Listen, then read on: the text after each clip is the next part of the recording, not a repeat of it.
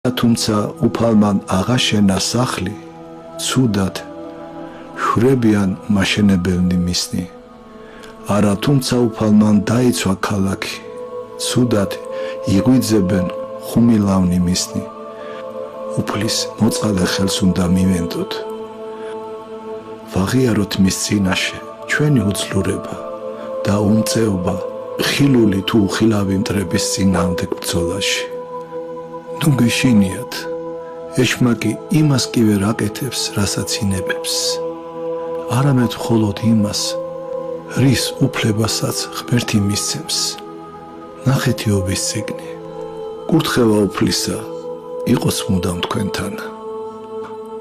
სასო არასდროს წარიკვეთოთო, მარად შეგახსენოთ ქრისტეს ჯვარმა დაცემული ადამიანის მიმართ ღვთის უსაზღვრო სიყვარული. კანა მხოლოდ ეს აზრი არ არის საკმარისი.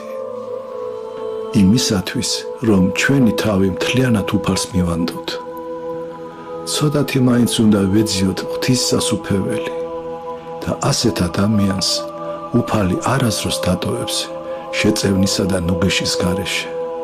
თქვენ ღმერთს უყვარხართ, დაითმინეთ ღვთის გულისათვის.